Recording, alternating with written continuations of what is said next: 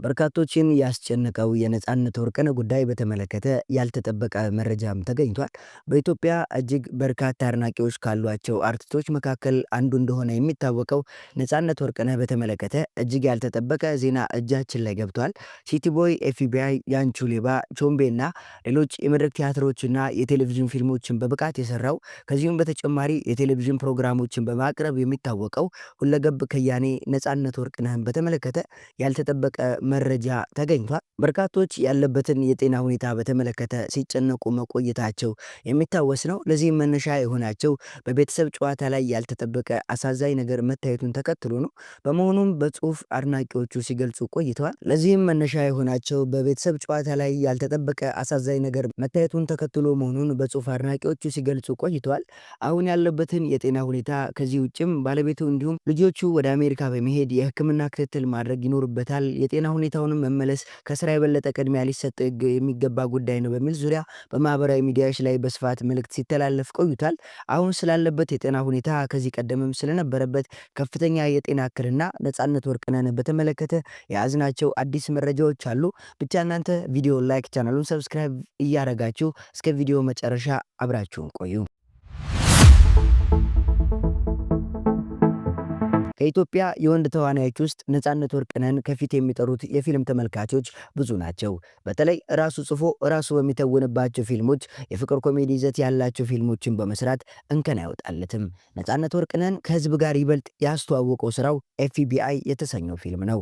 ኤፍቢአይ 3 ተከታታይ ክፍሎች ሲኖሩት በእነዚህ 3 ክፍሎች ድንቅ የሆነ የትወና ብቃቱን ከዚህ ውጭም ደግሞ ከዚህ ቀደም ያልተለመደ የፊልም ዘውግ ይዞ የመጣ ተዋናይ ነበር። በወቅቱ ኤፍቢአይ እጅግ ድንቅ የሆነ የፊልም ችሎታውን ያሳየበት ፊልም ሲሆን ከበርካታ የኢትዮጵያ ፊልም እንቁዎች ጋርም የተጣመረበት ስራ ነው። ከኤፍቢአይ በተጨማሪ ሲቲ ቦይስ፣ ባለቀለም ህልቦች፣ ሚስተር ኤክስ እና ያንቹ ሌባ ቁጥር 1 እና ቁጥር 2 በተጨማሪም የተለያዩ የመድረክ ስራዎችንም ሰርቷል። የፊልም ስራዎቹ በጣት የሚቆጠሩ ቢሆንም የፈጠሩት ተጽዕኖ እጅግ ትልቅ መሆኑም ይነገራል። ለረዥም ጊዜ ከፊልም ስራ የራቀው ነጻነት ወርቅነህ በማስታወቂያ ስራዎቹና በኢቢኤስ የቴሌቪዥን ጣቢያ በሚተላለፈውና ተወዳጅ በሆነው የቤተሰብ ጨዋታ አዘጋጅ ሆኖ ለዓመታት ተወዳጅነቱን አስቀጥሎ የቆየም ሰው ነው። ነጻነት ወርቅነህ ከፊልሞቹ ባሻገር በመድረክ ቲያትሮችም ድንቅ የሆነ ችሎታውን እንዲያሳይና ለትወናው ዓለም የተፈጠረ ሰው እንደሆነ በርካቶች ይመሰክሩለታል። ከዚህም ባሻገር አዲስ የማስታወቂያ ይዘት ይዞ በመምጣት ታላቅ ተቀባይነትም አግኝቷል። በቤተሰብ ጨዋታ በኢቢኤስ ቴሌቪዥን ለዓመታት የዘለቀ ጉዞ ያለው ነጻነት ወርቅነህ በዚህ ፕሮግራም በርካታ የቴሌቪዥን ተመልካቾችን ማግኘትም ችሏል። በአንድ ወቅት በኢቢኤስ ቴሌቪዥን አንድ ጉዳይ ተከስቶ ነበር። ነጻነት ወርቅነህ በወቅቱ የቤተሰብ ጨዋታን ድንቅ በሆነ አዘጋጅና አቅራቢነት የሙያ ክህሎት እያገለገለ በሚገኝበት ወቅት ላይ ከኢቢኤስ ከፍተኛ የቦርድ አባላት ጋር በገባበት ከፍተኛ ሰጣ ገባ ስራውን ለመልቀቅ ተገዶም ነበር። በወቅቱም በኢቢኤስ ቴሌቪዥን የሚተላለፈው የቤተሰብ ጨዋታ አዘጋጅና አቅራቢ እንዲሆን ኮሜዲያን እሸቱ ነጻነት ወርቅነህን በመተካት በዚሁ ፕሮግራም ቆይቶ ነበር። ነጻነት ወርቅነህም በሌላ የቴሌቪዥን ጣቢያ ተመሳሳይ ይዘት ያለው ፕሮግራም በተወዳጅ መልኩ ሲያቀርብ ቆይቷል። ነገር ግን ኢቢኤስ ቴሌቪዥን የቤተሰብ ጨዋታን ከኮሜዲያን እሸቱ ጋር መቀጠል ባለመቻሉ ዳግም በተመልካች ታላቅ ጥሪና ቅሬታ ነጻነት ወርቅነህ የጠየቀው ሁሉ እንዲሟላለት ሆኖ ስምምነቶች በማድረግ ዳግም ወደ ቴሌቪዥን ጣቢያው ተመልሷል።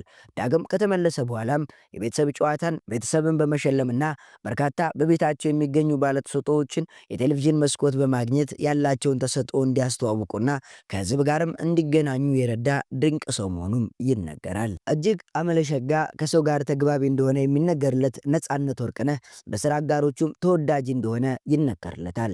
ከሰሞኑም ግን ይህ ተወዳጅ ሰው በተመለከተ እጅግ ያልተጠበቁ መረጃዎች እየወጡም ይገኛሉ። በዚህም በቤተሰብ ጨዋታ ፕሮግራም ላይ በርካቶች ያለበትን የጤና ሁኔታ በተመለከተ ጽሁፎችን በስፋት እያደረሱ ነው። እኛም ጉዳዩን በተመለከተ መረጃዎችን ልናጣራ ሞክረናል። ከዚህ ቀደም ነጻነት ወርቅነህ በአንድ ወቅት የጤና እክል እንደገጠመውና የጤና ችግሩም በመጨረሻ ከፈጣሪ ጋር ወደ ነበረበት ሙሉ ጤንነት እንደተመለሰ ለወዳጆቹ ይፋ ማድረጉ የማይረሳ ነው።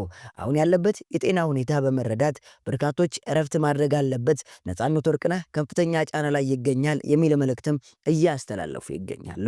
ለዚህም መነሻ አድርገው የጠቆሙት የቤተሰብ ጨዋታ ላይ ያልተጠበቀ ትዕይንት መመልከታቸውና በከፍተኛ የስራ ጫናና ድካም ላይ እንደሚገኝ መታዘባቸውን ተከትሎ መሆኑን ይናገራሉ።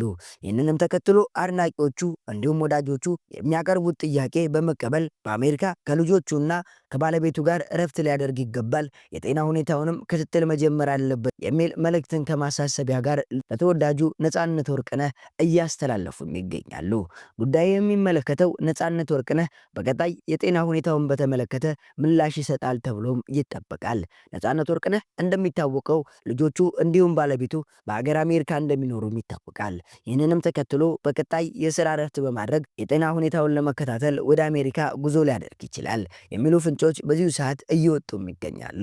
ነጻነት ወርቅነህ በቀጣይ በሙሉ ጤና ላይ በመገኘት እንደ ሲቲ ቦይ፣ እንደ ኤፍቢአይ እና እንደ አንቺ ሌባ አይነት ተወዳጅ ፊልሞችን በመስራት የፊልም ኢንዱስትሪውን ዳግም መንቀሳቀስ የሚችሉ ስራዎችን ዳግም እንደሚመለስ ልባዊ ምኞታችን ነው። ሰላም ጤና እንዲሰጠውና የተባረከ ዘመን እንዲሆንለትም እንመኛለን።